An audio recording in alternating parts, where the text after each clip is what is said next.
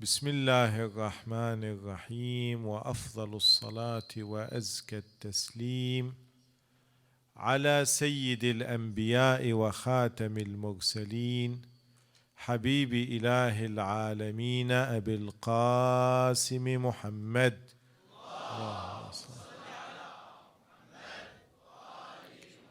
صلى الله عليه وعلى أهل بيته الطيبين الطاهرين. اللهم صل على محمد وآل محمد في الأولين، وصل على محمد وآل محمد في الآخرين، وصل على محمد وآل محمد في الملأ الأعلى. اليوم كان يوم الجمعة، وهو يوم سيدنا ومولانا وإمامنا صاحب العصر والزمان عجل الله تعالى له الفرج. ومن حقه علينا أن نتحدث عنه ولو بالمقدار الذي نحتاجه في بعض القضايا الابتلائية. اليوم القضية المهدوية أصبحت تثار حولها كثير من الشكوك والتساؤلات، ولعل الجميع يعلم أن هناك كثيرا من الحركات انبثقت وانبعثت واشتغلت على الأرض باسم الإمام المهدي عجل الله تعالى له الفرج. عندنا حركات مهدوية كل يدعي وصلا بليلى. شفنا العراق ما شاء الله أنجبت لنا اليماني والمهدي وقاضي السماء والإمام الرباني وزوج أخت المهدي وأخو زوجة المهدي، وما شاء الله.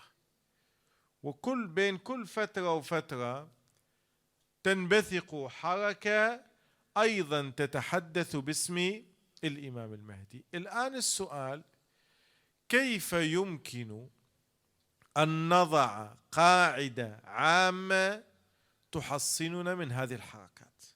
بعد الشاب يكون محصنا من أن ينخدع بهذه الدعاوى، لا يمكن بأي حال من الأحوال أن يخدع ذهن.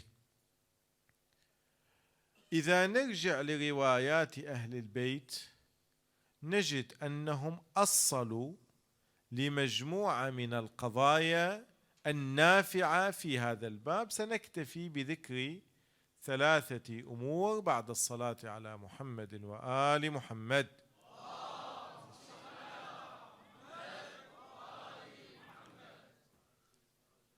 الأمر الأول ورد في رواية عن زرارة ابن أعين، كان بحضرة الإمام الصادق عليه السلام. الإمام ذكر له الفتن التي ستكون في عصر الظهور.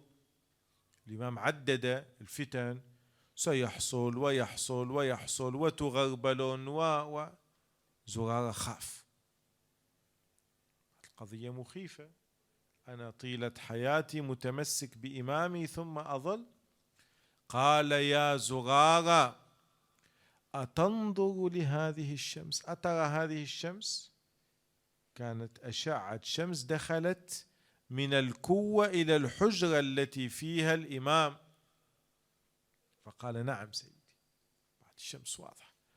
قال: إن أمرنا أهل البيت أبين من الشمس.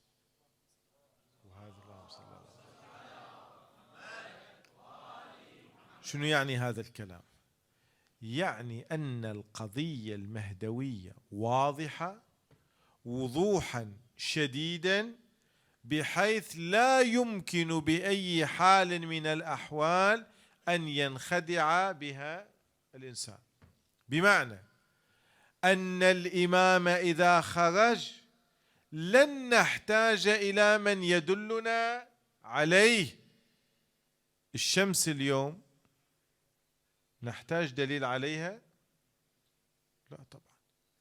لذلك يضرب المثل، يقول فلان يعاند في الشمس، ذاك البيت الشعر: إذا احتاج النهار إلى دليل.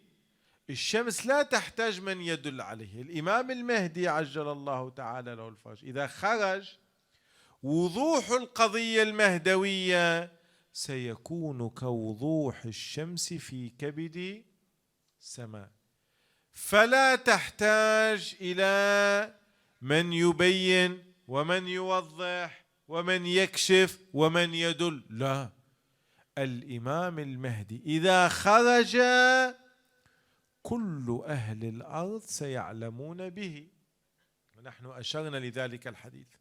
حتى المنكرين له سيقولون: ارجع يا ابن فاطمة، يعني يعلمون أنه المهدي، هذا المهدي، ولكن نفوسهم تأباه.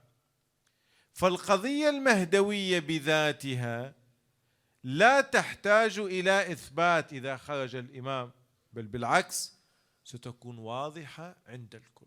ولذلك إذا جاء أي شخص ويريد أن يثبت القضية المهدوية بأشياء خفية، والله إحنا عندنا فلان هذا يعرف المهدي، أو لا نعطيك ذكر وهذا الذكر تعرف به من هو المهدي، أو لا والله المهدي قد يكون متخفي الآن بيننا ومتنكر باسم آخر، أو إن أمرنا أهل البيت أبين من الشمس.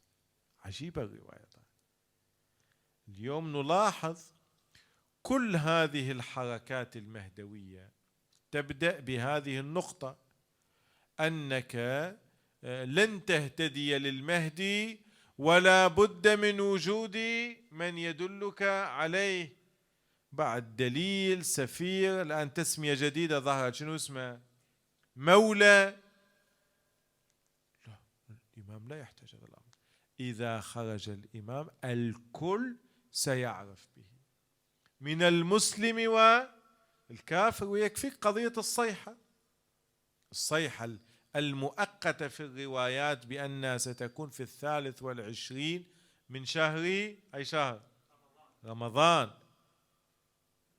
يسمعها النائم فيستيقظ، يسمعها الجالس فيقوم، تسمعها حتى العذراء في خدرها، بعد لا تخفى على أحد. شوف كيف قضية الإمام المهدي واضح: طلوع الشمس من المغرب، بعد قضية العالم كله سيشهدها. قضية الإمام المهدي بهذا الوضوح لا تحتاج إلى خفاء وحركات سرية ويمين، لا لا لا لا. فالقاعدة الأولى قاعدة الوضوح: إن أمرنا أهل البيت أبين من الشمس. فلذلك دائما أينما تجد حركة سرية تدعي الارتباط بالمهدي مباشرة قل عن صاحبها أنه ماذا؟ كذاب، وضميرك مرتاح. هذا أولا. القاعدة الثانية المذكورة في روايات أهل البيت عليهم السلام، رواية أيضا عن الإمام الصادق يتحدث مع شخص جاءه قال: إذا التبست علينا الأمور، إذا التبست واختلفنا، قال: ابقوا على الأمر الأول. يعني الآن أنتم على قضية، على حال، جاءكم شيء جديد والتبستم فيه، ابقوا على الأمر الأول. الأمر الأول هذا الذي سارت عليه الطائفة جيلا بعد جيل، مرتبطا ومتصلا بزمان المعصومين عليه السلام، هذا هو ضمانة من الضلال. الأمر الأول هو ما كنت عليه، يعني الأمر شو نسميه؟ المتيقن. وذاك ما سواه أمر ماذا؟ مشكوك. أنا الآن والطائفة كلها تسير في هذا الاتجاه، يأتي شخص ويدعي دعوة، بعد كل الطائفة صاروا في النار، هو بس الناجي. هو لماذا يبقى على الأمر الأول؟ واضح هذا. يستحيل أن تكون هذه الطائفة كل علمائها وأعلامها وساداتها كلهم ماذا؟ مخطئين. ابقوا على الأمر الأول. لذلك لو تلاحظوا اليوم كل الحركات المهدوية هذه المنحرفة طبعا تشترك كلها في نقطة واحدة في البداية، ما هو؟ تقوم بضرب الأمر الأول. شنو الأمر الأول؟ تقليد. كل الحركات هذه لما طلعت أول خطوة هي الضرب في قضية المرجعية. ماكو تقليد، ماكو مرجعية، المراجع كذا وكذا وكذا وكذا وكذا كلها، رغم اختلافهم الشديد لكن الجميع يتفق على قضية ضرب التقليد وضرب المؤسسة المرجعية. لماذا؟ لأنه هذا الضمان الأمر الأول الذي يبنى عليه ما سواه هو هذا، فهو يريد أن يهدم هذا الأمر بحيث تبقى الساحة ماذا؟ فارغة، وتبقى الساحة له يلعب فيها كما يشاء، لأنه مع وجود العلماء العاملين يستطيع أن يتلاعب بالناس أو لا؟ لا يستطيع. لكنه ماذا يفعل؟ يزيل العلماء، يزيل الفقهاء لكي يستطيع التلاعب بعقول الشباب. وتابعوا من سنة 2003 بداية الحركات إلى اليوم الجميع يبدأ بقضية ضرب التقليد. أنا ما أريد أسمي الحركات بعد هذا الواقع، كلها تبدأ بموضوع التقليد، كلها تبدأ بضرب المرجعية لعلمهم أنهم صمام الأمان. زين، قد يقول قائل ما الدليل أن المرجعية هي الأمر الأول؟ فأما الحوادث الواقعة فارجعوا فيها إلى رواة حديثنا فإنهم حجتي عليكم وأنا حجة الله.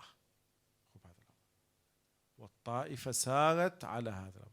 وطبعا حتى في التاريخ ترى لما تأتي حركات منحرفة دائما بدايتها الضرب في العلماء والمشايخ. يعني القضية ليست الآن فقط في هذا العصر، لا، حتى من زمان الأئمة عليهم السلام لما ظهرت هذه الحركات المنحرفة البداية هي هذه، البداية ضرب العلماء المراجع. وإذا تريد أن تعرف نعمة العلماء والمراجع شوف المناطق الأخرى من غير مدرسة أهل البيت كيف يعيشون في فوضى فوضى فوضى فوضى, فوضى في العقائد، فوضى في الفتوى، فوضى في إدارة أمور الحياة. شيء عجيب غريب. هم يريدون أن يدخلون في هذه الفوضى لأنهم يعرفون صمام الأمان الذي يمنع السبح من أن تنفرط هو ماذا؟ العلماء. فالقاعدة الثانية هي البقاء على الأمر الأول.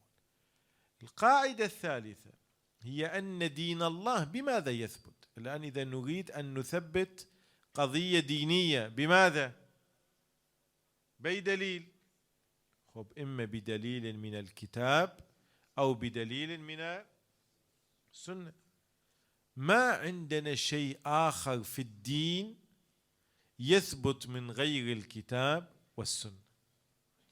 ولذلك جاء رجل إلى الإمام الصادق عليه السلام قال له إن القوم يرون أن الأذان إنما رآه أبي بن كعب قال لعنهم الله إن دين الله أعز من أن يرى في المنام. المنامات ليست حجة شرعية، وذاك الرجل لا يتحدث عن شيء بعد المنام، الكشف.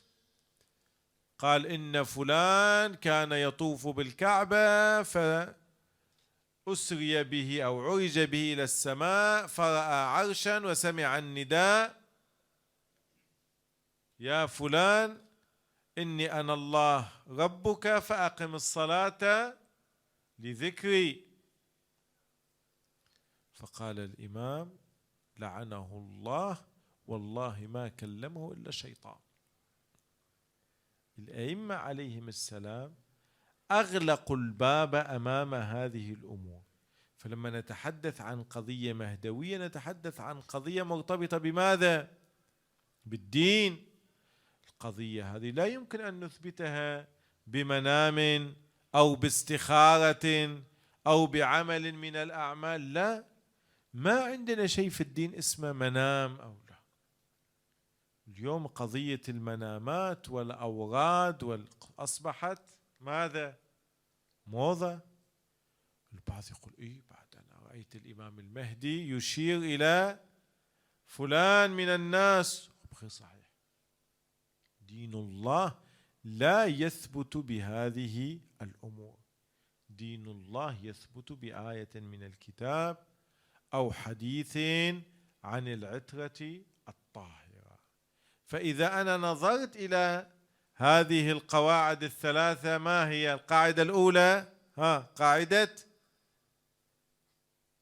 نسيته بسرعة، أمرنا أبين من الشمس، قاعدة الوضوح. القاعدة الثانية قاعدة ابقوا على الأمر الأول. والقاعدة الثالثة أن دين الله يثبت بأدلة الوحي بالكتاب والسنة، لا يثبت لا بمنام ولا بشيء آخر. إذا الإنسان وضع هذه القواعد نصب عينيه كل هذه الحركات الموجودة تسقط أصلا، لا يبقى منها شيء. لماذا؟ لأنها كلها تقوم على هذه القواعد. إما يأتي ويتعامل مع الإمام على أنها حركة سرية، أو يحاول تغيير المنظومة الشيعية بالكامل، أو يأتي والله اعمل هذا العمل، ترى مناما، إذا رأيت هذا المنام تعال أشرح لك وأفسر لك هذا المنام. وأقول لا، ليس هذا.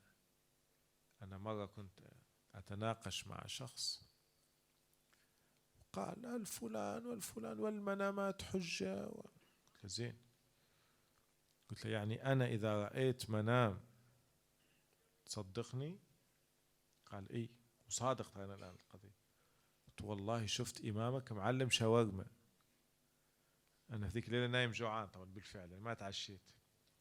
قلت له شفت إمامك معلم شاورما، أبظاي ويشتغل في شاورما بالفعل.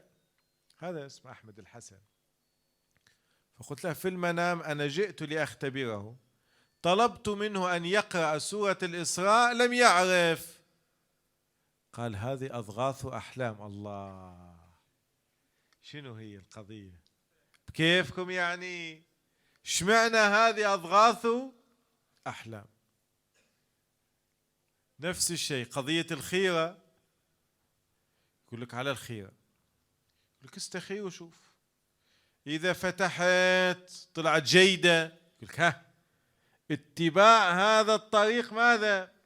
جيد وفيه مصلحة وفيه نعيم. زين فتحت وطلعت آية جحيم وعذاب، شو يقول لك؟ يقول لك شفت مخالفة هذا الطريق جحيم وعذاب. يعني الخيرة شنو تطلع؟ في صالح. حتى لو طلعت الآية كمثل الحمار يحمل أسفارا، هم بيلفها وتطلع له.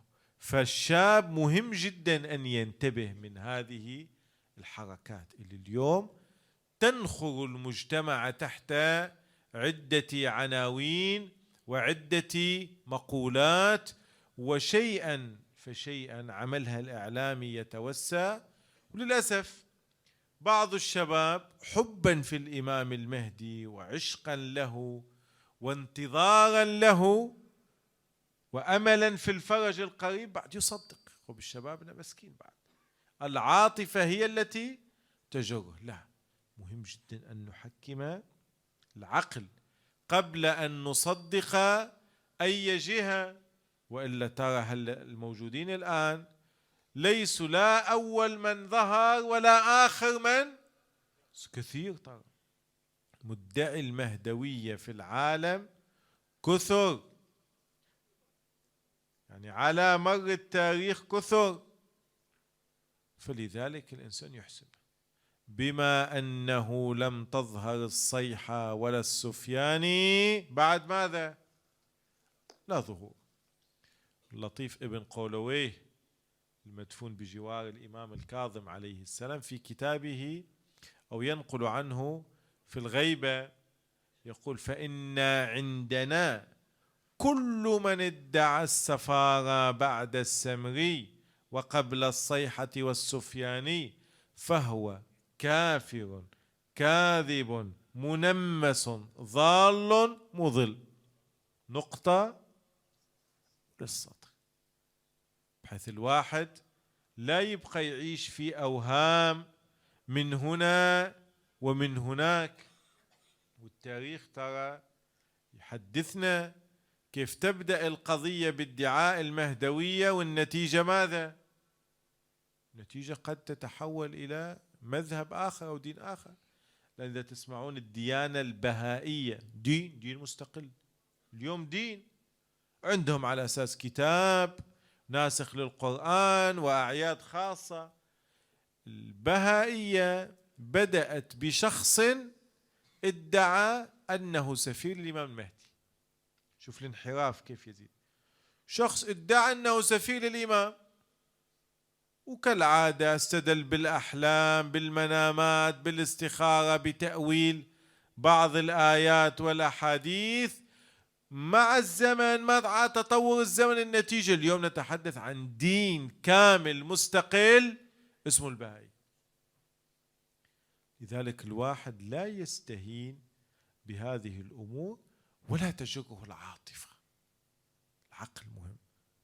صحيح أنت تحب الإمام، لكن لا يدفعك هذا الحب إلى تصديق كل شيء. أنا أقول لكم قضية ونختم بها ونفتح باب الأسئلة. واحد سائق تاكسي في إيران يقول: في يوم من الأيام صعد معي أنا في الطريق، أوقفني سيد، صعد معي في السيارة، يقول: انبهرت من جماله ونور في وجهه، يعني يقول شيء عجيب، يعني هيبة وروحانية مثل ما تشوف السيد هاشم بالضبط. وين سيد؟ أي. فيقول: أنا طول الطريق فقط منشغل بجماله، فقط أشاهد وأسبح الله عز وجل. يقول هيبة. زين، جايك للدعاء. فيقول: فيما بعد أوصلته للنقطة المطلوبة، نزل بيعطيني، فأعطاني مبلغ مالي، أعطاني مبلغ ونزل على أساس أرجع له الباقي.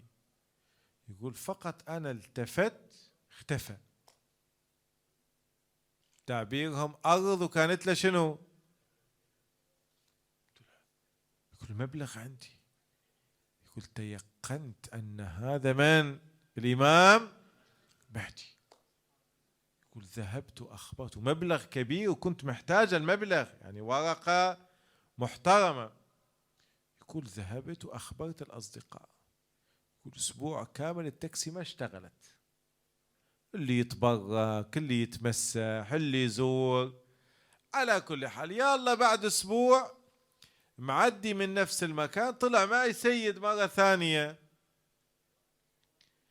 يقول طالع فيه شبه من ذاك، بس هذا مريض وتعبان وذبلان، لكن الشبه موجود. فقلت له سيد أنت ركبت معي؟ قال له طيح الله حظك. قال له ليش؟ قال أنت وقفت السيارة على بالوعة بس فتحت الباب تحت. طلع لا الإمام ولا شيء، مسكين الرجل طاح وتكسر. فشوف بعض الأحيان الموقف كيف قد يجعل من الإنسان يتخيل قضايا ويبني عليها. السيارة يتبرك بها كان، والقضية طلع أذى الرجل. يلا قال جيب الباقي، جيب الباقي اطلع. صلوا على محمد وآل محمد.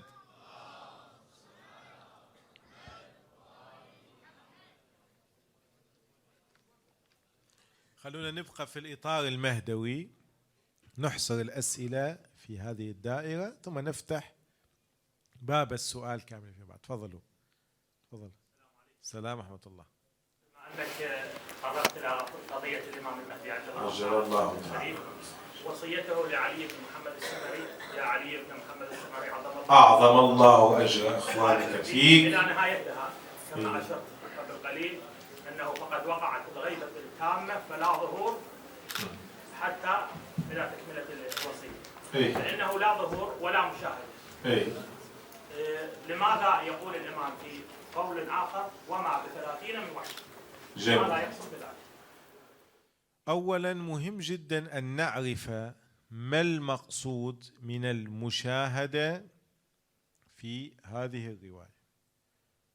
ألا فمن ادعى المشاهدة قبل الصيحة والسفيان فهو كذاب مفتر. هذه الرواية ويطلق عليها توقيع السمري، هذا اسمها الرواية. زين، الإمام يقول لا ظهور قبل الصيحة والسفياني، فمن ادعى المشاهدة فهو كذاب. الإمام بصدد الإعلام بماذا؟ بصدد الإعلام بشيئين: موت السمري، قال إنك ميت إلى 6 أيام ومات بعد 6 أيام طبعا. 2، بصدد الإبلاغ بعدم وجود سفير بعد السمري إلى الصيحة والسفياني. هنا من خلال هذا السياق العلماء فهموا أن المقصود من المشاهدة هو ماذا؟ السفارة، مقام السفارة، يعني بعد السمري لا يوجد أي سفير. السفير من هو؟ الذي يلتقي بالإمام ويشاهد الإمام ويقوم بنقل توجيهات الإمام لمن؟ للناس. الرواية التي تحدثتم عنها لا بد للقائم من غيبة ولا بد للغيبة من عزلة، ونعم المنزل طيبة وما ب30 من وحشة. والرواية ينقلها الشيخ الكليني في الجزء الأول من كتاب الكافي. الإمام ما ب30 طبعا حملوها على معنيين: معنى بعيد وهو أن الإمام سيبقى في سن أبناء 30، وهذا صحيح. الإمام عندما يظهر فلا تنتظر الإمام بيظهر لحية بيضة، لا، شباب الإمام بيظهر، وأنصاره من الشباب مثل السيد الطيب هذا شباب أنصاره. الإمام يظهر ولحيته سوداء لا بياض فيه، هو بالفعل يظهر في سن أبناء 30، لكن مو هذا معنى الرواية.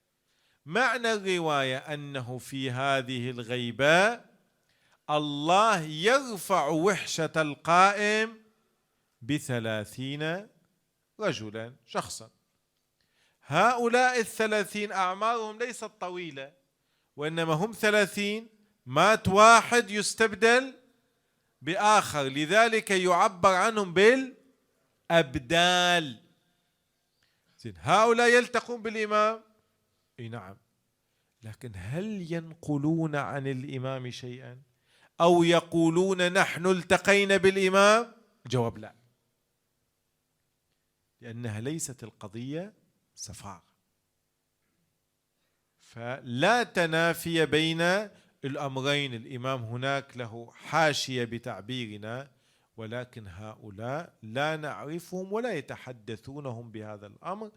وكل من تحدث بهذا الأمر إن شرب استكانة شاي مع الإمام أو تريق مع الإمام أو تعشى مع الإمام كباب وما أدري شنو، فهذا بحسب الرواية ما هو كذاب مفتر كائنا من كان،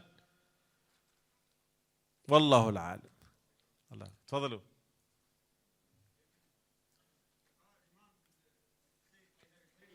اي يعني هاي رواية أكيد له. هو قصة هي معروفة. قصة نعم. القصيدة السيد حيدر تشرف، هذه يسموه تشرف بلقاء الإمام. هو السيد حيدر شخص أن هذا الشخص هو الإمام. طب ما قال أنا الإمام المهدي، الرواية ما فيها أنا الإمام، صحيح أو لا؟ هو السيد حيدر شخص أن هذا الذي التقاه هو الإمام المهدي. هذا التشرف ممكن ويحصل لأنه لا يوجد فيه تبليغ عن الإمام، لكن هل هو فعلا التقى الإمام؟ الله العالم. هو بحسب اطمئنانه هو قال هذا الإمام، نحن لمقام السيد حيدر الحلي نصدقه في ذلك، وهذا لا منافاة فيها بينه وبين الأدلة التي ذكرناها. تفضلوا. شيخنا السلام عليكم. سلام ورحمة الله. شيخنا بالنسبة للإمام عجل الله فرجه ما يظهر حسب الروايات يقول لا تشتغل سيارة، لا مسدس ينطلق، لا بندقية، لا صوت، لا. هل هذا صحيح؟ لا غير صحيح. هذا السؤال الأول. خلينا في السؤال الأول أول شيء يجيك الثاني. العكس، الإمام لما يأتي يطور العالم وينهض بالبشرية كل شيء يصير يشتغل. العكس، وسيحيي هذا العالم، يحيي الأرض بعد موتها ببسط العدل فيها. بل الإمام يطور العلم، يمسح على رؤوس العباد فتكتمل عقولهم. الإمام سيأتي لتطوير العالم لا لتأخير مثل ما يدعي البعض أنه يرجع القتال بماذا؟ بالسيوف. السؤال الثاني. هل الإصدار مال الإمام يكون من الشرق الأوسط؟ تحديدا الله العالم. طبعا عندنا أكثر من رواية تحدد 313 رجل. نعم 313 الصف الأول، وتذكر أسماء ومناطق. طبعا هي ذكرت من كل المناطق، لكن كل هذه الروايات محل إشكال من جهة صدورية، من جهة ثبوتها عن أهل البيت عليهم السلام. كلها ذكرت في مصادر متأخرة والأسماء فيها ما فيها. بالنسبة للرسل والأنبياء كلهم الشرق الأوسط، ليه؟ لا شنو السبب؟ لا مو كلهم الشرق الأوسط. كلهم شيخنا. لا عزيزي، أنت تعرف 124,000 نبي من الشرق الأوسط يقول. أنت تعرف 124,000 نبي؟ لا ما أعرف. خبرها على أي أساس كلهم؟ لا. أولا عندنا قاعدة قرآنية: لكل أمة رسول، ما خلت أمة إلا وبعث الله فيها رسولا. لكن الموجود عندنا القرآن ذكر أن قصصنا عليك ومنهم من لم نقصص عليك. احنا الموجود عندنا في القرآن فقط 25 26 27 من 124,000 نبي. ولاك أكيد يعني وين هناك أمة بشرية يوجد أنبياء. اثنين، حتى الأنبياء في القرآن مو معلوم أنهم كلهم الشرق الأوسط، غير معلوم هذا الشيء. قد يكون بعض، مثلا في واحد مصري زي نحن بعيدين عن النجف يرى أو أثبت بحسب ادعائي، طبعا أنا لا أثبت هذا الشيء، أنقل أن ذو الكفل النبي هو بوذا، مو هذا الكفل الموجود في النجف، لا، قال هو بوذا. مثال رواية موجودة، بوذا في الصين مو في الشرق الأوسط، رواية موجودة في بعض المصادر المتأخرة أن أرسطو نبي. وأرسطو من أي بلد؟ من اليونان. سيد ابن طاووس عنده كتاب في قضية النجوم يذكر أن أغلب حكماء العالم، الفلاسفة والعلماء، هم من الأنبياء.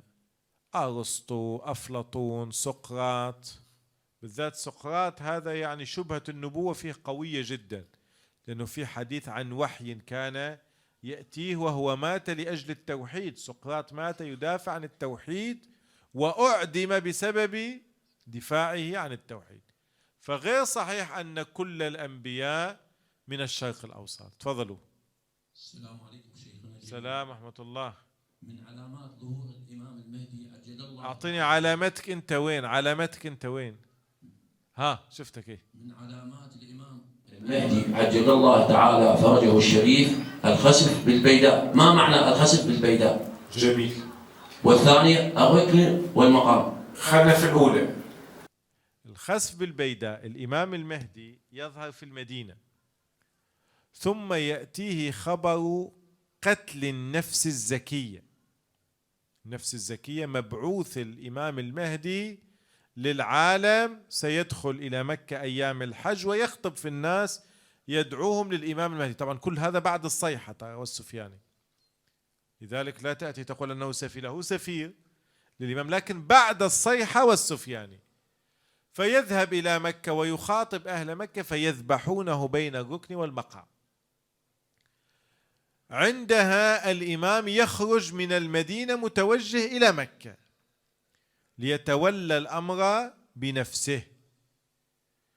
يصل إلى مكة الإمام السفياني، جيشه يصل للمدينة فلا يجد الإمام، فيعلم أنه توجه إلى مكة فيرسل خلفه هذا الجيش. الإمام سيجعل علامة كونه المهدي أن الجيش الذي سيأتي الآن من المدينة إلى مكة سيخسف به في البيداء. وبالفعل يحصل هذا الخسف، وينادي المنادي بين الركن والمقام ببيعة المهدي. واضح؟ أحسنت. تفضلوا. المايك ما ادري عند من هو. يلا تفضل. سيكون العراق دولة ضعيفة مترامية الأطراف لم تقوى على الدفاع عن نفسها، ويظهر السفياني ويقول يبقر بطون النساء ويقتل الأطفال. هل هذا صحيح؟ الجزء الأول مسامع به أنا، إذا في مصدر يا ليت تفيدني بهذا المصدر. الجزء الثاني نعم مروي أن السفياني يدخل العراق ويتتبع كل من اسمه حسن حسين، يقتل شيعة أهل البيت، يبقر البطون. نعم هذا صحيح، ولكن هذا ليس من المحتوم، وإنما هو من القضاء الموقوف أو من العلامات الموقوفة، يعني من الأمور التي تخضع لقانون ماذا؟ أي قانون البداء، بمعنى أن هذا الأمر قد يتغير وفق العوامل الخارجية. بمعنى إذا الشيعة بقوا على حالتهم مثل ذاك الزمن، زمان الأئمة عليهم السلام، ضعيفين مفرقين، فالسفياني سيذبحهم جميعا. وأما إذا اجتمعت قلوبهم على قلب رجل واحد ووضعوا اليد في اليد، فلن يستطيع السفياني حتى الدنو من هذه الأرض. لما نتحدث عن تكليف أو عن قضاء أو عن علامة موقوفة، بمعنى هي متوقفة على ظرف خارجي، لا يعني أنها قضية ستحصل مهما كان. وذلك مهم جدا نميز بين هذه الأنحاء من التكليف. أحسنت. خلنا المايك ونرجع لك إن شاء الله. السلام ورحمة الله. شيخنا شنو تكليفنا بزمن الغيبة وشلون نأسس له بصورة صحيحة؟ جميل. أفضل أعمال أمتي انتظار الفرج. تكليفنا الانتظار، لكن الانتظار بأي معنى؟ ليس معنى الانتظار أنه واحد يبقى في بيته ويضع يده على خده لا ليس هذا الانتظار. الانتظار هو إعداد مقدمات هذا المشروع الإلهي. أي مشروع يحتاج مشروع، تعبيرنا اليوم التجاري دراسة جدوى، ويحتاج قائد، ويحتاج قاعدة شعبية تحمل هذا المشروع. نحن تكليفنا إعداد هذه القاعدة الشعبية. كيف؟ أولا أبدأ بنفسي، أكون إنسان صالح، إنسان بالفعل أحمل القيم المهدية. أنا دائما لما أتحدث عن الإمام المهدي أقول قارنوا القضية بالإمام الحسين عليه السلام. ابحثوا من نصر الحسين عليه السلام، ما هي الصفات التي وجدت في من نصر الإمام الحسين، ثم نقارنها بأنفسنا. يعني مثلا هل الذين قاتلوا الحسين قسم منهم نعم قاتلهم بغضا منهم لأبيه نواصب، ولكن الغالبية بغض قاتلوا عمر بن سعد، بغض هو صريح، أأترك ملك الري والري منيتي أم أرجع مأثوما بقتل حسين الدنيا. لذلك البارح ذكرنا الناس عبيد، هي هذا الأساس. والإعداد لنصرة الإمام المهدي مثل ما ذكر الإمام الحسين: من كان باذلا فينا مهجته موطنا نفسه على لقاء الله. لقاء الله يعني الدنيا هذه خلف ظهر، احنا مشكلتنا كلها في الدنيا. متى ما أسس الإنسان نفسه على الاستجابة والالتزام لأوامر الله ونهيه، عندها أنت بالفعل منتظر. بدأت بنفسي، أوسع القضية لعائلتي، أسعى أن أقوم بعمل اجتماعي أصلح هذا المجتمع، هذا الانتظار، وهذا هو تكليفنا. أحسنت. حياك الله شيخنا. الله يحييك. إيه تفضل. شيخنا اكو مقطوعه بدعاء العهد يقول: اللهم ان حال بيني وبينه الموت نعم. الذي جعلته على عبادك حتما مقضيا فاخرجني من قبري معتزرا كفني شاهدا سيفي والى اخره. مجردا قناتي ملبيا دعوة الداعي في الحاضر والبادي. نعم. هل اكو احاديث معتبره من الائمه عليهم السلام بانه خروج الميت نصره للامام المهدي عجل الله تعالى؟ نعم. أولا نحن عندنا عقيدة، وهي عقيدة الرجعة، وفيها آيات وروايات. اثنين، عندنا أحاديث متواترة أن الرجعة تكون في زمان الظهور، وأن الله يرجع من محض الإيمان محضة. لماذا؟ لكي يكون من أنصار الإمام المهدي. ويرجع من محض الكفر محضة. لماذا؟ لكي تناله عدالة الله في الدنيا قبل الآخرة. وعندنا روايات صريحة، وهذه موجودة في كتاب الكافي للشيخ الكليني، أن المؤمن يخير في قبره، يأتيه المنادي فيقول: هذا الذي كنت تنتظره قد ظهر. فأنت مخير، تريد أن تبقى في هذا العالم، عالم البرزخ، أو ترجع إلى الدنيا. ونحن في كل زيارة، حتى زيارات الإمام الحسين، ترى نتحدث عن الرجعة وعن دعوتنا لنصرتهم في الرجعة.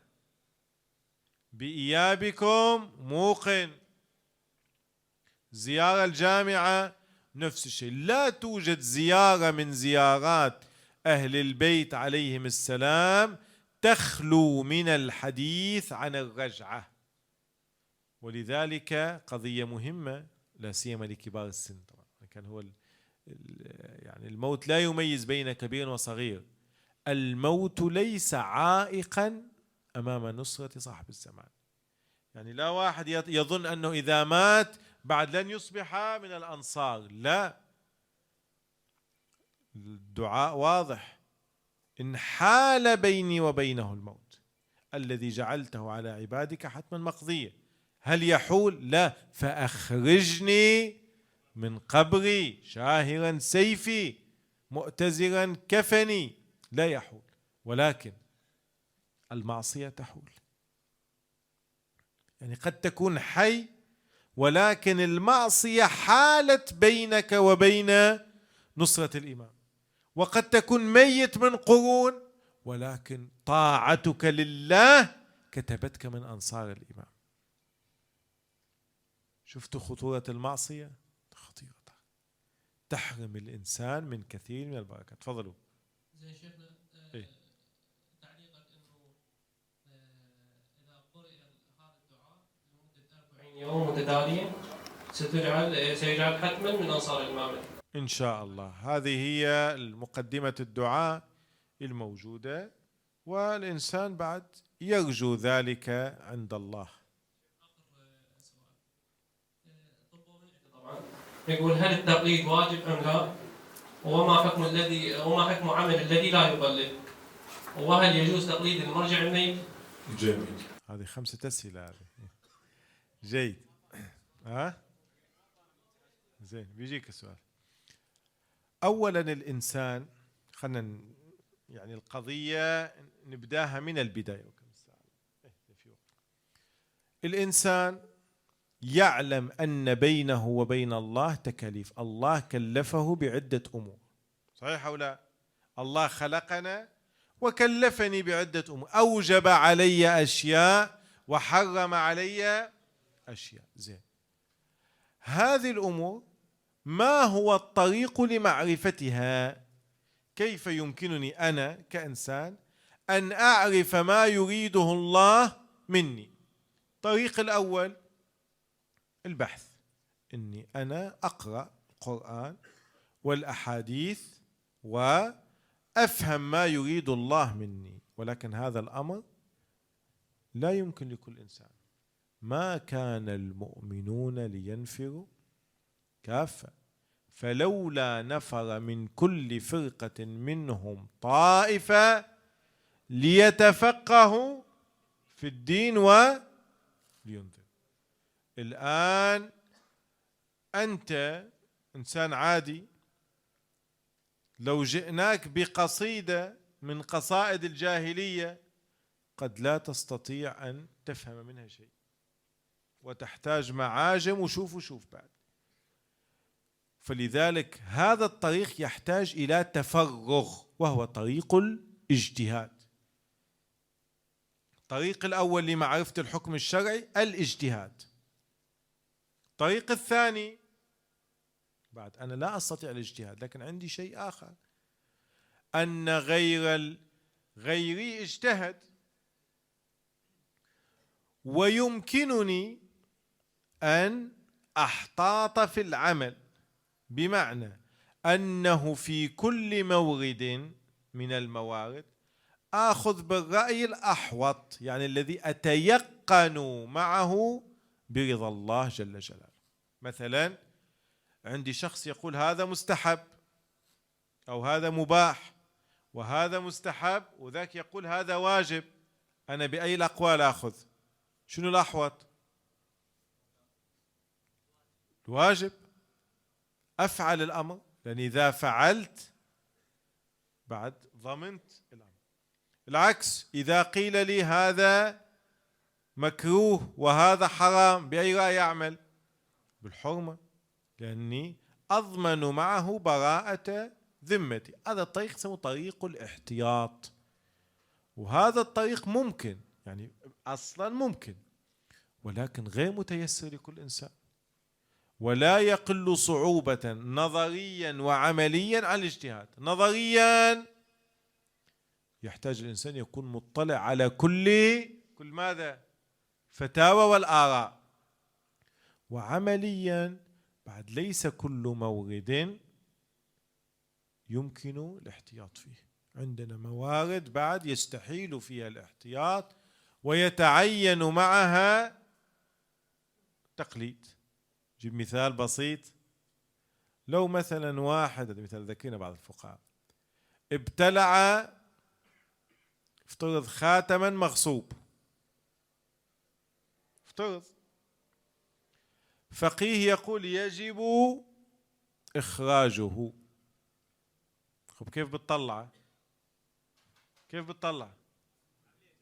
لا، أحسن تخير. زين، وهذا في نهار رمضان تعمد القيء ماذا يفعل؟ إذا أبقيته في بطني حرام، وإذا تعمدت القيء ماذا؟ أفطرت. خب هذا من موارد يجب، بعد لا بد أن أقلد فيه وإلا سأرتكب ذنبا. أو مثل موارد كثير من الموارد التي لا يسوغ فيها الاحتياط. فلذلك ماذا يبقى؟ يبقى التقليد، هو الطريق الذي من خلاله أعرف الحكم الشرعي وتبرأ ذمتي من هذا الحكم. لأن معنى كلمة التقليد من القلادة، قلد الشيء وضعه في عنقه. أنت عندما تقلد المرجع تضع الحكم في عنقه، يعني تبعات هذا الحكم في عنقه هو، لا في عنقك أنت. فلذلك المرجعية ترى ليست هي تكليف عظيم، المرجع يتحمل أعمال كل مقلدين. المفروض نقول جزاهم الله خير، بعد أراحونا عناء هذا الأمر وتحملوا عنا هذه الأعمال. فالذي لا يقلد نسأل هو محتاط؟ لا. هو مجتهد؟ لا. إذن هو ماذا؟ طايح حظ. شنو بيطلع يعني؟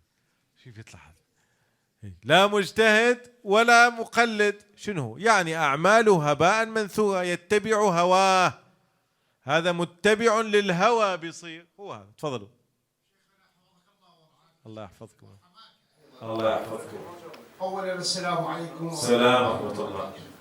ثانيا بصدد هذا الموضوع والتقليد، أنا أتمنى أمنية أن تكون محاضرة خاصة بإذن الله تعالى لكم إن شاء الله للتوضيح، لأن نحتاجكم بهذا الموضوع، لأن هناك شنو مسائل خلافية فيه.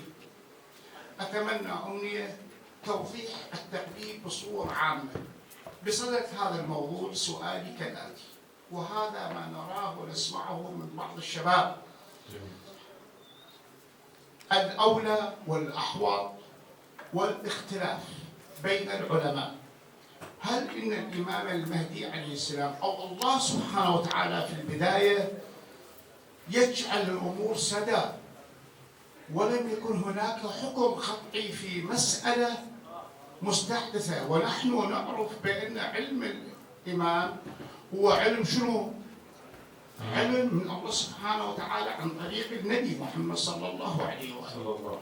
لذلك أنا عندي العلماء اللي أقلدهم يقول لي في المسألة الخلافية أولى أحوط، وهل هناك اختلاف ويجعل الإمام المهدي عليه السلام أن يترك شنو الدنيا وبقيادة سدى حتى يصير مسألة خلافية بالدين، وخصوصا بمن؟ بالفروع، الصوم والصلاة والحج والزكاة. هذا يقول هكذا في المسألة المعينة وهذا يقول هكذا في المسألة المعينة. إذا أنا أبحث على الحكم القطعي الذي يدلني على حل هذا الخلاف والإشكال، وهذا جعل فئة ثالثة تبحث على هذه الثغرات. جميل. أولا نعم، هذا أولا. خلف أول. حفظك الله شاء. كل هذا أولا، المنصة ثالثا لا إحنا فيها. الله يحفظك. أولا الحكم القطعي مثل ما تفضل الواقعي عند النبي صلى الله عليه وآله وعند صاحب العصر والزمان فقط. أما مرجع التقليد فالحكم الذي يأتي به يقول هو الحكم الظاهري، يعني هذا مبلغ جهدي وفهمي للنصوص الشرعية. ولذلك أنت إذا تعرف الحكم القطعي بعد دلينا عليه. إذا الإمام يطلع يبين لنا الحكم القطعي كان بها. الإمام إذا طلع بعد لا مجال لا لرسائل عملية ولا لأحوط ولا لأولى ولا لشيء، بعد الإمام موجود، كل هذا ينتهي ويصبح الحكم الإلهي. اليوم نحن نفقد الإمام والحياة تتطور، والنصوص الشرعية تحتاج إلى إسقاط على هذا الواقع. العلماء يبذلون جهدهم لتوضيح هذا الأمر بهذه الإضافة، ويتحملون تبعات هذا الحكم أمام الله عز وجل. هذه القضية المهمة، ومو فقط أنت تقلد يعني كزعامة، لا، أمام الله يسأل لماذا أفتى بهذا وأفتى بذلك. فلذلك عندنا بعض المسائل فيها الأحكام القطعية، لكن قسم كبير من الفقه يسمى أحكام نظرية، والتقليد فقط في الأحكام النظرية. أنت لو عندك الأحكام القطعية لا يجوز لك التقليد إذا هي قطعية بالفعل، طبعا مو ادعاء. نفس المرجع في الرسالة العملية إذا تقرأ يقول التقليد أو لا تقليد في الضروريات، وإنما التقليد في الأحكام النظرية. لذلك لا نقلد المرجع في وجوب الصلاة، ما نقلده، ولا في وجوب الصوم، صوم رمضان، ولا في وجوب الحج، كذا ما نقلد، لأنها أحكام ضرورية. التقليد في الأحكام النظرية، وصارت عندنا أحكام نظرية بسبب غيبة مولانا صاحب العصر والزمان. هذه مما حرمنا من بركات وجود الإمام، أنه صارت عندنا هذه الأمور. تفضلوا. شيخنا السؤال الثاني، من خلال ما بينته، إذا ما هو الفرق بين الفتوى والرأي والقياس؟ جميل. الفتوى هي بذل الجهد في فهم النص الشرعي، سواء كان آية أو رواية، بحسب مدرسة أهل البيت عليهم السلام. عندما نقول فتوى، الأمور التي ينطلق منها المرجع للإفتاء الآية والرواية. جيد. الرأي لا، الرأي مدرسة كاملة عندنا، مدرسة الرأي، وهي مدرسة أبو حنيفة الذي كان يرى النص ويعطي رأيه في قبال النص. لذلك لما سئل على الرأي قال إنما الدين الرأي الحسن، ولو كان النبي موجودا لاتبعني، لأن رأي أحسن من رأي النبي. أما القياس، طبعا القياس أقسام. القياس المشهور قياس أبو حنيفة هو أن أسقط الفروع على الأصول، ولكن بهذه الطريقة. تكون عندي رواية أو حكم، أستنبط منه العلة وأسري هذه العلة للأحكام الأخرى. ولذلك ورد عن الأئمة نهي عن العمل بالقياس، وأن السنة إذا قيست محق الدين. تفضل. شيخنا السؤال يتعلق بهذا السؤال الثاني. جميل. إذا أفتى العالم وقال الله أعلم في هذه المسألة، هل يعتبر من الرأي أو القياس؟ يعني أفتى وقال الله أعلم، أو لم يفتي وقال الله أعلم؟ لحظة، هل هو أفتى جاء بالفتوى وقال الله أعلم، أو أنه لم يفتي قال الله أعلم؟ أفتى وقال والله العالم. لا، هذا يعتبر فتوى وليس رأي، لأنه فتوى بمعنى هذا مبلغ فهمي للحكم الشرعي، والله أعلم بحقائق الأمور. لأن كما قلنا الحكم الواقعي عند الله، عند النبي، عند صاحب العصر والزمان. هو يقول الفتوى هذه مبلغ فهمي لكلام المعصومين عليهم السلام، والله العالم. فهذا لا يعتبر رأيا.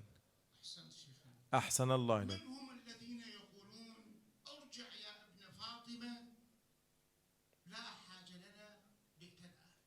من هم؟ بعض الشيعة الروايات وصفتهم بأنهم بترية، وأنهم حفاظ للقرآن وقد شمروا من العبادة. تفضلوا. سألت بعد، خلي غيرك يسأل. وين المايك الثاني؟ السلام عليكم. السلام ورحمة الله. شيخنا العزيز، حقيقة احنا مسرورين بوجوده. الله يحفظك. وتعبناك بكثرة الأسئلة. لا عزيزي، بالخدمة بالعكس. مسألة ظهور الإمام مرتبطة، والكل يعتقد متى ما ملئت الأرض ظلما وجورا. نعم. نسأل الله التعجيل ويملأها قسطا وعدلا إن شاء الله. يا الله يا الله. سؤالي: هل هناك بدايات لما نشهده من ظلم وجور؟ فالسؤال: هل هو المنتظر أم نحن المنتظر؟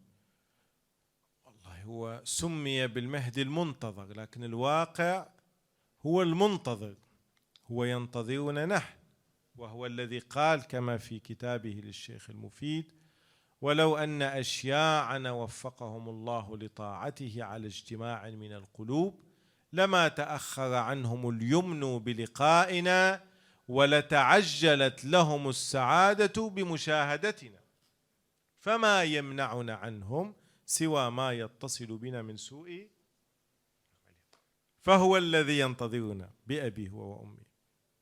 أحسنتم. السلام عليكم. السلام ورحمة الله. شكرا. ما جابوا لك المايك؟ الله يحفظك عزيز، الله يحفظك جميعا إن شاء الله. شيخنا، واني اسمع الاسئله والاجوبه شغلت ذهني بسؤال، يعني راح اول شيء لك. احنا عايشين بالعراق والجميع يعرفون هذا الشيء، يعني اذا اردنا نوصل للمسؤول بصعوبه نوصل، صعوبه جدا. يعني انا موظف بالصحه، لعله اذا قدم طلب لمقابله مدير عام الصحه يراد شهر او اكثر يلا اوصل هذا الشيء. الله يسهل ان شاء الله. يعني مثلا اذا عندي مشكله وإذا الله سبحانه بإذنه ظهر الإمام وهو يقود العالم، يعني أنا إذا عندي مشكلة أقدر أوصل أشوف الإمام إن شاء الله. من العدل أنك تصل إليه، أو على الأقل أن تصل إلى من يقضي حاجتك، لأنه هذا من الظلم أن الإنسان يتعرض إلى مشكلة، إلى ظلامة، ولا يجد من يطرق بابه. وممكن أن نقارن القضية أو نقيسها على قضية أمير المؤمنين عليه السلام، لما جاءته تلك المرأة واشتكت ذلك الوالي أنه أهملها، أرسل معها كتاب عزل الوالي. هذا عدل علي، وعدل المهدي من عدل علي عليه السلام. تفضلوا. السلام عليكم. السلام ورحمة الله. الفرقة الشيعية اللي صار انشقاق بينهم. طبعا الإسماعيلية هي فرقة غير تبشيرية، ولا يريدون من أحد الدخول في مذهبهم، ولا يدعون إلى مذهبهم. هذه نقطة لابد أن يعني تضعها نصب عينيك. لذلك لا تتوقع في يوم من الأيام أنك تتناقش مع إسماعيلي. الشيخ الطوسي رضوان الله عليه في كتاب الغيبة، وكذلك الشيخ الصدوق في كتابه كمال الدين، ناقشوا الإسماعيلية وبينوا بعض أخطائهم. هم الآن اليوم الإسماعيلية منقسمين إلى 3 أقسام، فنحن نسألهم: إذا الإمامة بعد إسماعيل على نسق واحد، اليوم عندكم إمامين أو 3. المكارمة في جيزان عندهم إمام، في الهند عندهم إمام مفضل على اسمه، وفي أوروبا عندهم إمام بس إمام خوش واحد، يعني بدلة وزوجته تنورة قصيرة، يعني إمام حضاري، يعني إيه نعم إيه، وطبعا حليق اللحية ولا يتكلم اللغة العربية أصلا. تفضل.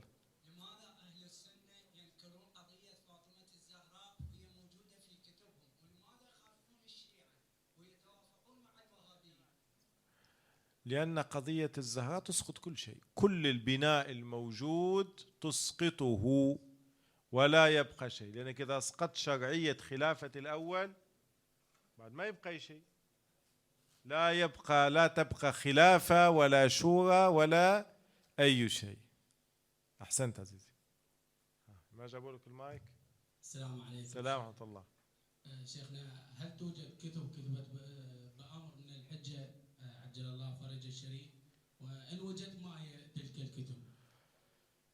يعني بالأمر المباشر في وجود الحجة لا يحضرني كتاب، لكن هناك كتب ألفت بمنام للحجة، يعني واحد رأى الإمام في منام وكتب، منها هذا الكتاب الذي ذكرناه، كتاب كمال الدين وتمام النعمة أو إتمام النعمة للشيخ الصدوق رضوان الله عليه.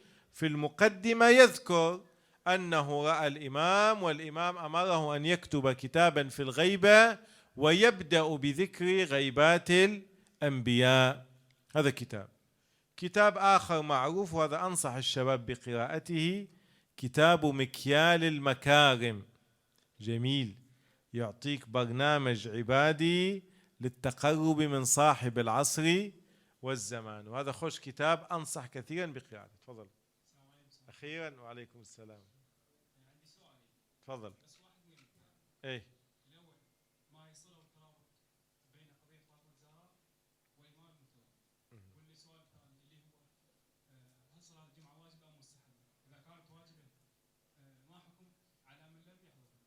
جميل. السؤال الأول أجبنا عليه قبل ليلتين، فيرجع للتسجيل الجماعة وثقوا. السؤال الثاني قضية الجمعة، عندنا أكثر من رأي فيه. عندنا رأي يقول بحرمة إقامتها أصلا لكونها من مختصات المعصوم، مقام للمعصوم هو إقامة صلاة الجمعة، ومن أشهر من قال بهذا الرأي سيد محسن الحكيم رضوان الله عليه، الذي بناء عليه العراق ما كانت تصلى صلاة الجمعة. عندنا رأي آخر يقول بالوجوب التعييني لصلاة الجمعة، يعني يجب على المكلف أن يصلي الجمعة، يوم الجمعة يجب تعيينا، وهذا هناك من ذهب إليه من العلماء المعاصرين. عندنا رأي آخر بالوجوب التخييري، أنت في ظهر يوم الجمعة مخير بين أمرين، بين صلاة الظهر وصلاة الجمعة، هذا في عصر الغيبة طبعا، ولكن في عصر الحضور تتعين صلاة الجمعة، فالإنسان يرجع إلى من يقلد. إذا كنت تقلد مثل السيد محسن الحكيم يحرم، إذا تقلد الثاني يجب، إذا تقلد الثالث مخير. واضح؟ تفضلوا. السلام عليكم. السلام ورحمة الله. شيخنا، بالنسبة إلى صلاة الجماعة خلف إمام سني، أي إمام جماعة سني، باعتبار وضوءه باطل، باعتبار يغسل رجليه، أي. يجوز؟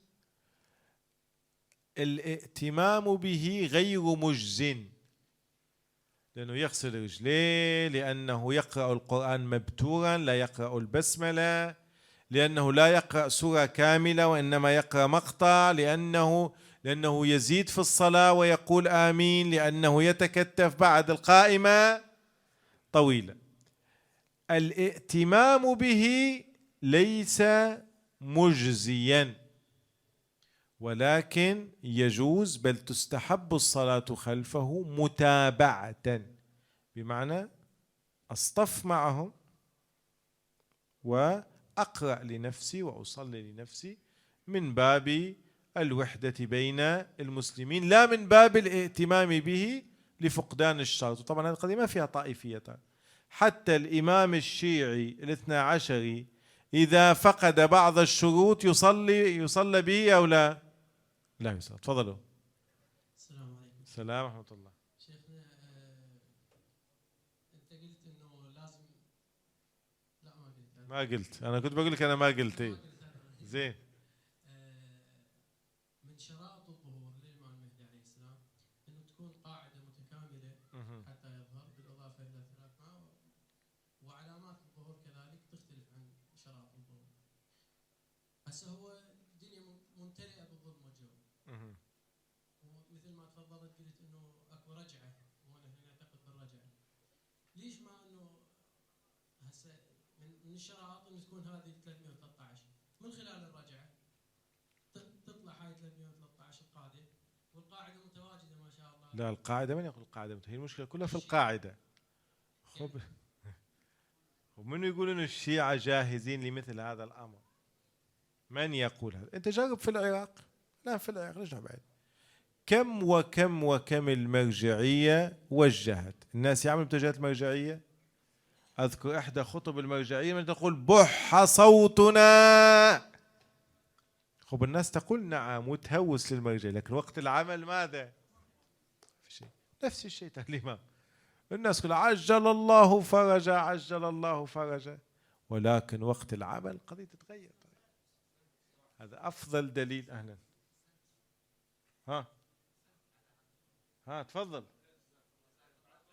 كمل شو تقول. لا هذا واقع نعيشه الآن، كلنا نتفق. حكمة السيد السيستاني، نتفق في فقاهة السيد السيستاني، مرجعية الجميع حتى من لا يقلد يتفق أنه حكيم العراق وصمام أمان العراق، يتفق فيها. والجميع يهتف باسم السيد السيستاني، صحيح ولا لا؟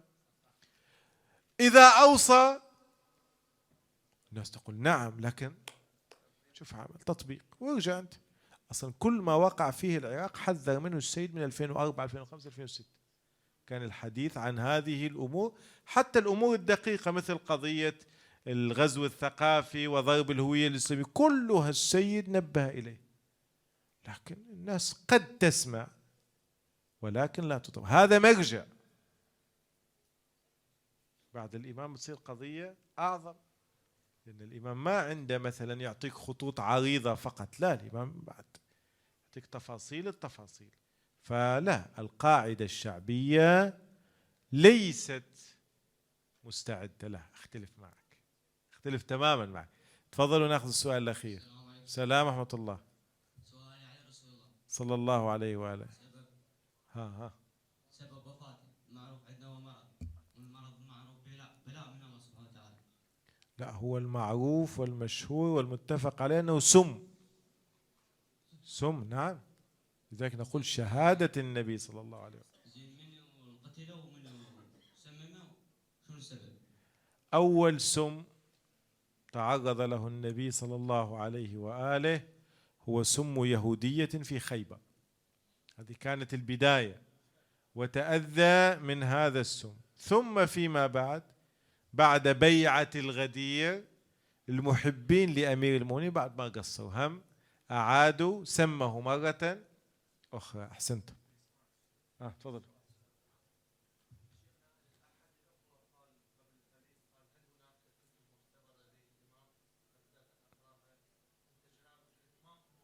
لا، كتب ألفت بأمر مباشر بالإمام.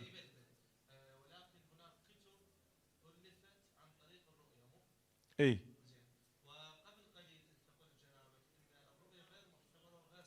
صحيح، ما قلت غير صادقة، قلت الرؤية لا يؤخذ بها في دين الله. أنا ما قلت لنا الكتاب صحيح، أنت الآن تقولني ما لم تقل. لأن الكتاب المؤلف لم يقل لك اعتمد على كتابي بناء على أني رأيت الإمام، لا. المؤلف مثل الشيخ الصدوق كل مسألة يأتي بالحديث، يذكر السند، يأتي بالاستدلال العقلي النقلي، ذاك شيء يستأنس به. أكثر من هذا لا، وإلا المدار في الكتاب على الدليل والبرهان. ولذلك العلماء حديث من هذا الكتاب ضعفوه عادي، لم يعطوا له قداسة لأنه ألف بأمر من الإمام في المنام. هذا دين العلماء لم يرتبوا أثرا عليه. واضح؟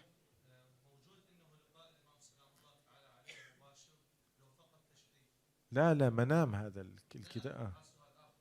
اي رواية لا يوجد قصص مثل قضية السيد حيدر الحلي اللي ذكرها الأخ. أي تشرف باللقاء، والشخص كما قلنا أنه من خلال القرائن يرى أنه الإمام. يلا بما أنه وصلنا السيد حيدر نختم به بعد خليها لا.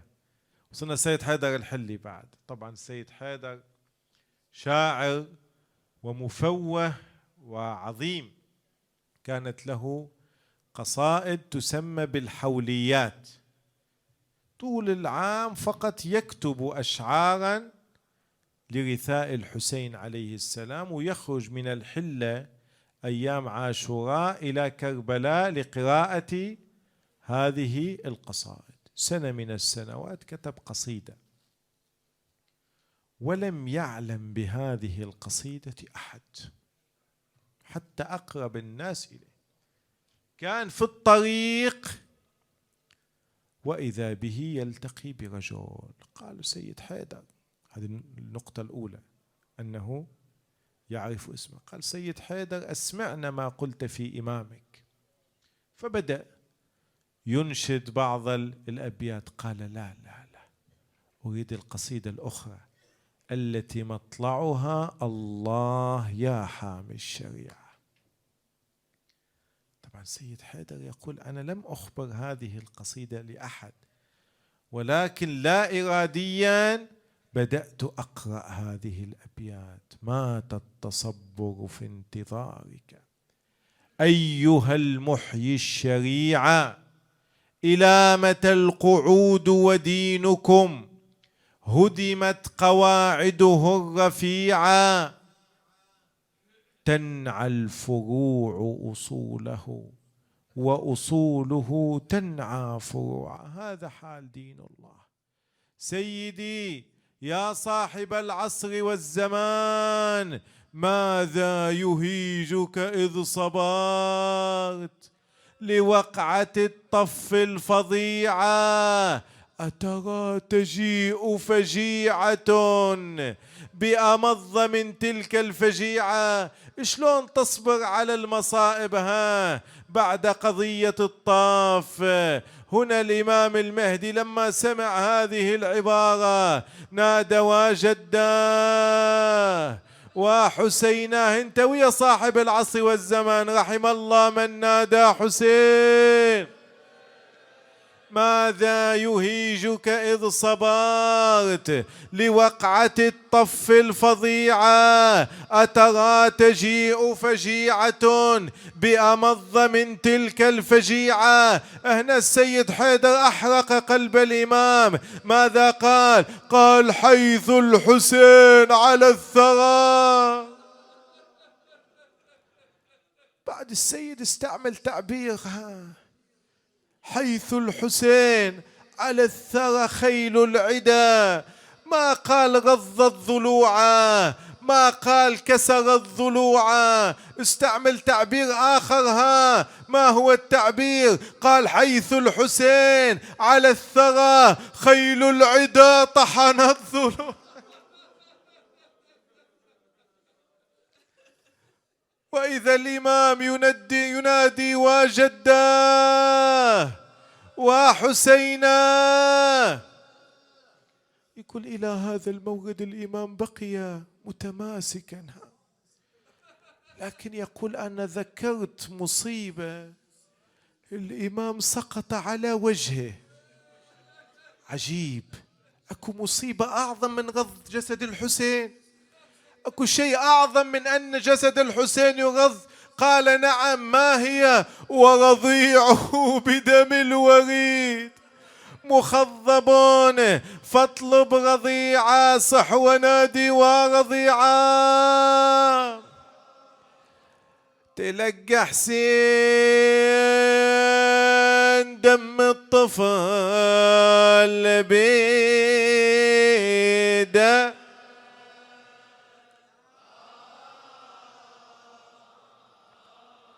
اشحال من ينذبح بحضن وليده، ترس جفاه من دم وليده.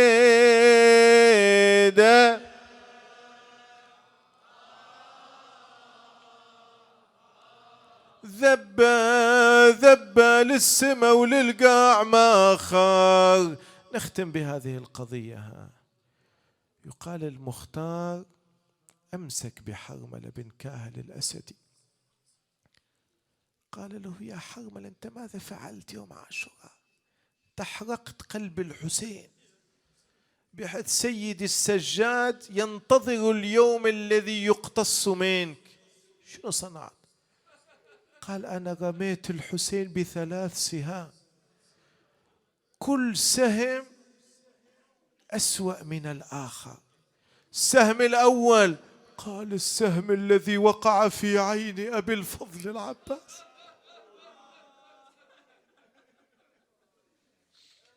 السهم الثاني قال السهم المثلث الذي وقع في قلب الحسين.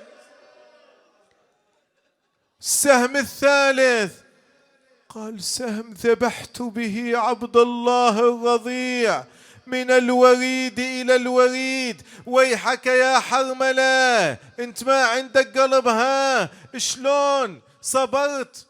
ألم ينكسر قلبك؟ قال في مورد واحد انكسر قلبي. ما هو المورد؟ قال لما أحس الرضيع بحرارة السهم أخرج يديه واحتضن ولده الحسين. ألا من مناد حسين. السلام على الحسين وعلى علي بن الحسين وعلى أولاد الحسين وعلى أصحاب الحسين. حسين حسين يا حسين حسين يا. بهذه الدموع نرفع الأكف. اللهم كن لوليك الحجة صلواتك عليه وعلى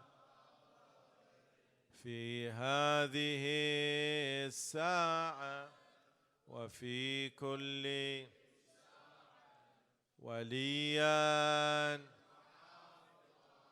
وقائدا وناصر ودليلا